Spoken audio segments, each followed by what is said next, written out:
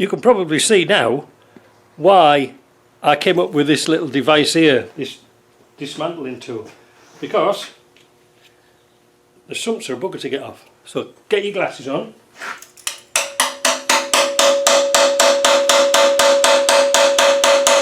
And go around it. This is really, really tight here. I bet this has broken loads of screwdrivers. It's coming off now. You can hear it's getting hollow, but when I first started it, there we go, she's off. She's off. Right. Well, what disappointment are we going to find in here? Ooh. There's about to get it really something. Wait a minute.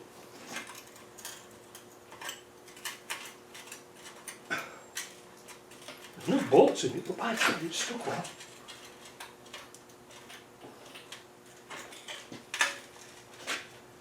Come off. What a tight little bugger.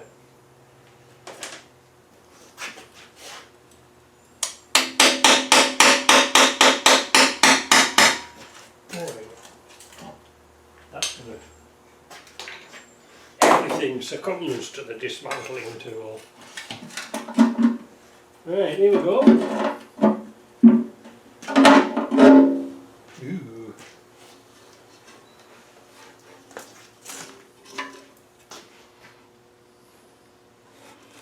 Not very pretty.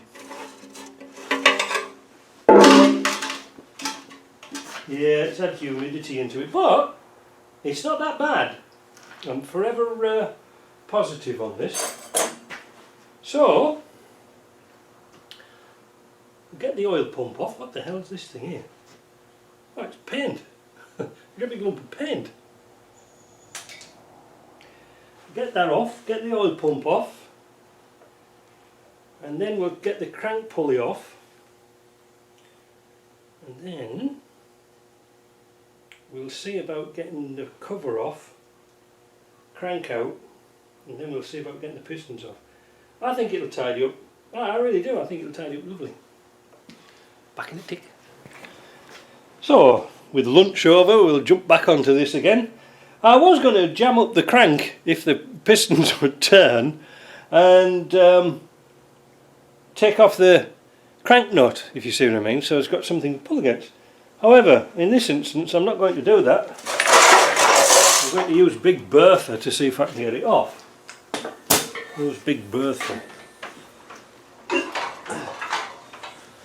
This one, a 1-inch drive.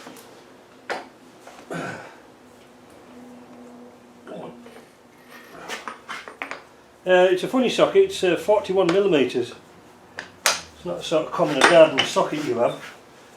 Yeah, let's plug this in. Right, where does this plug into? This setup here really needs an air tank on it. It's just a little portable set. But let's see if it goes. Set it into reverse. Because these are usually tight.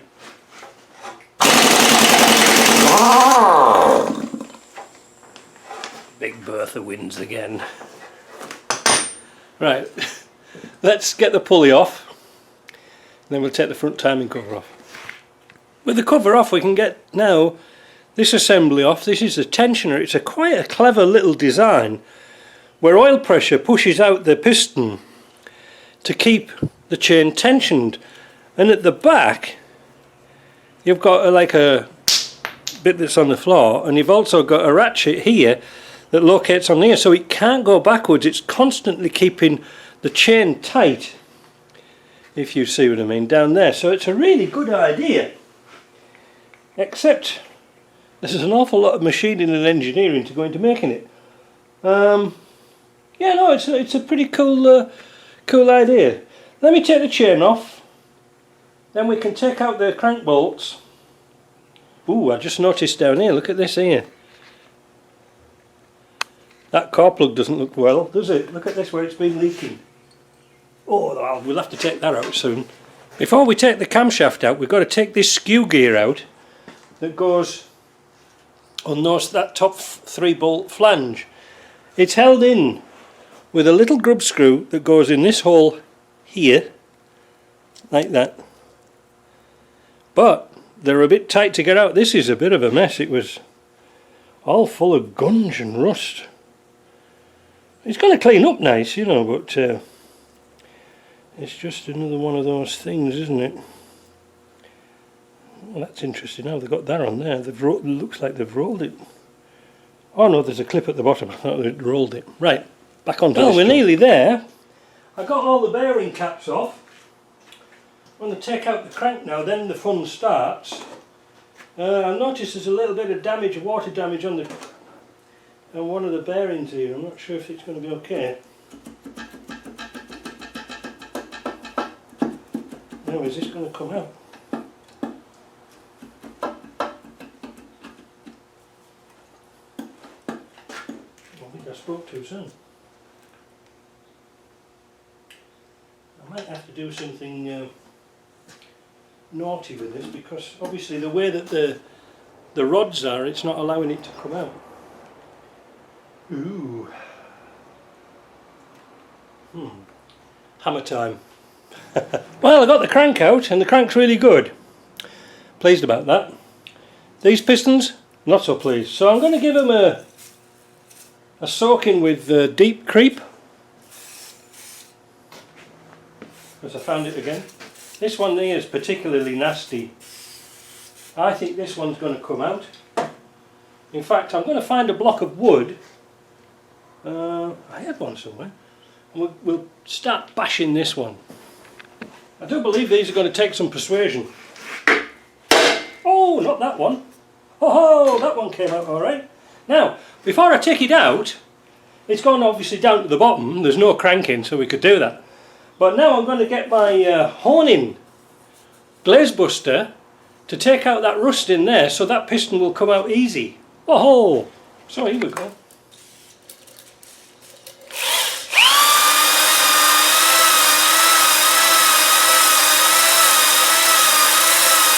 Now this isn't to put a finish on it, it's just to get rid of the rust. Saves sanding because I'm lazy.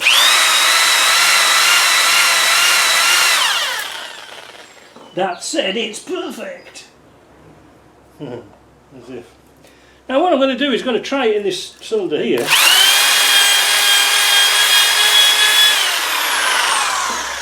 See if the more rust you can get out, the less fighting you've got, if you see what I mean. Get some paper towel.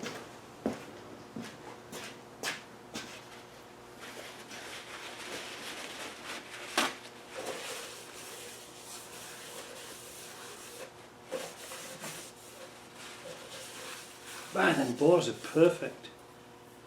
You know, what a shame, eh? Now, if we can do the same trick on here, bash it down, I think we'll get that piston out. I don't think it's going to come out though. I think it's going to take a bit more of a soaking. We can never tell. You ready? Well, something fell out there. Oh, I know what it was. It was the bearing shell.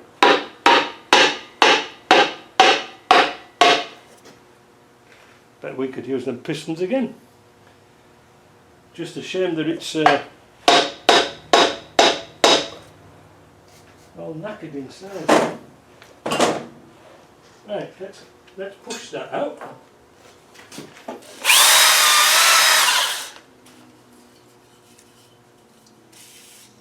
I didn't think that would come out. But then again, I am an expert apparently.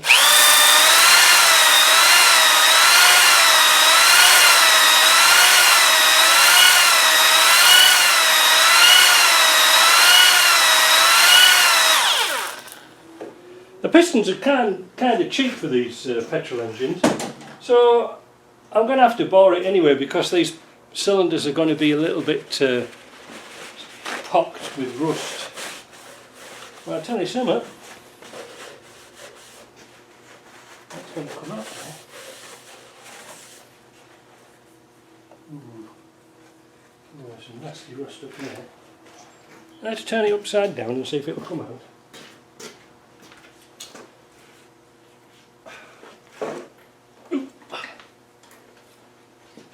That was a leak.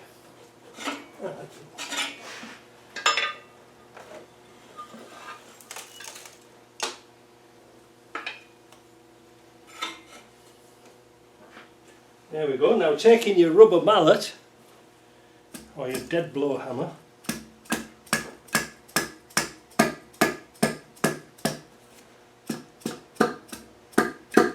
alright, so you got a bit more rust than that one.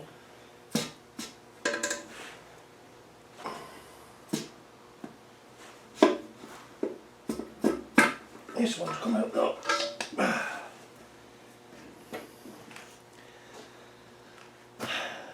Look at the oil ring, how it's frozen up, look, it's seized up. I wonder what size they are. I bet they're standard. Look how much rust's on that rod. They'll come up nice though, I'm not worried about that. Now, that was number 4, so we'll put the cap on. Get rid of the shell. Put the cap on. There we go. And nut on. I always put new nuts on these old engines. Now we've got to try and get this one out of here. So what we're going to do now is put some deep creep on the inside, because it is moving now. This is a good thing. I'm running out of that, which is a bad thing. Right, let's turn this around again. The pistons won't come out the bottom of the block, so don't think about that. There we go. Where's my block? Yeah.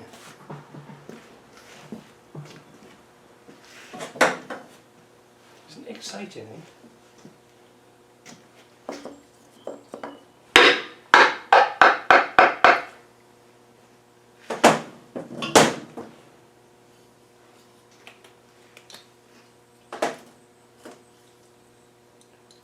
Wow, WD-40. Oh, that's better. There's a new tin. Yeah, there's some rust just in here, this side.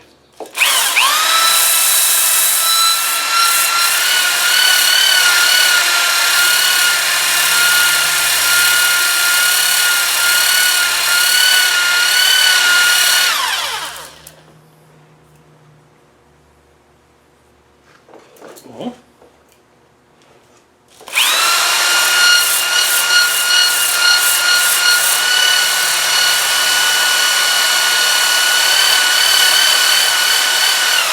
Again, we're not saving these boards. It's just to get the piston out. That's all we're worried about.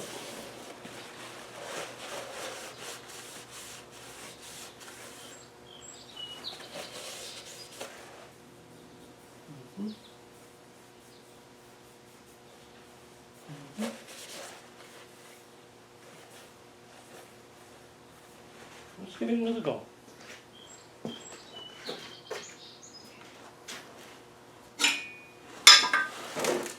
I don't like this machine. Right.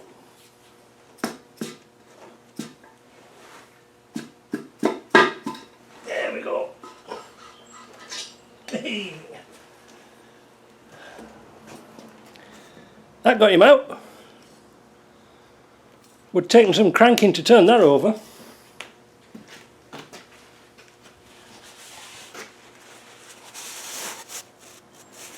Yeah.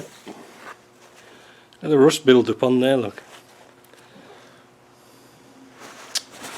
What a shame, and I thought this was good. Good job I never sold the engine. Anyway, we'll clean all these bits up and we'll get it running again. It's interesting to note how light these pistons are compared to a 300 TDI. The walls are like paper thin. But they're not seized up. I have seen engines, when they have seized up, they've seized it on this gudgeon pin here, or wrist pin as they call it in America. And once they're seized up there, they are a bitch to get out, because obviously You've got two rods facing this way and then two rods facing this way. You can't get the bloody crank out. That's good. Right, well, we might as well pull them frost plugs out and core plugs and let's have a look at them. It's interesting to note how these 2 1/4 petrol engines and the diesel engines are very, very similar to 300 TDIs and 200 TDIs. One difference is that here, for the 300 TDI, this water jacket here is independent of the water jacket here, I do believe. Yeah, I think it is. Wait a minute.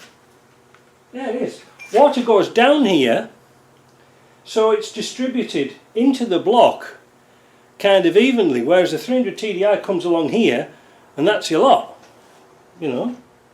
Is it to make the back of the engine heat up better so you can get more cooling, or is it designed to so the heads warp, because the heads on TDIs always warp at the back? Anyway, enough said of that. We're going to take these frost plugs out, core plugs.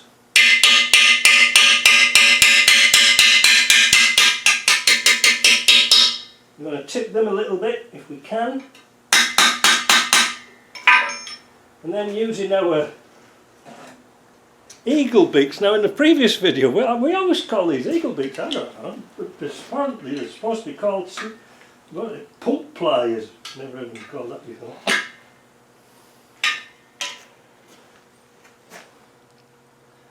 Now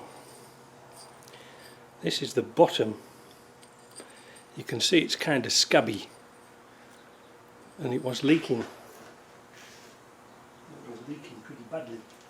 So what we're going to do is I'm going to keep that and put it to one side, and then we'll put the sandblaster through it and see what happens to it. Now what do I do with chisel? Oh, there.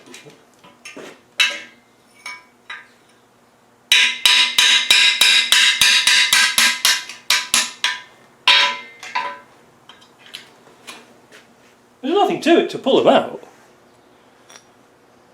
Yeah, you see, look.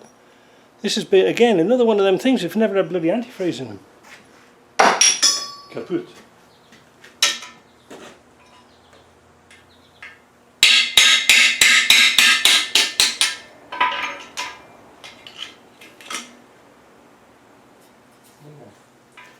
The downside about this is that you know, it is pretty rusty. I wish I could get somebody to acid dip it, but I can't find anybody who will do it.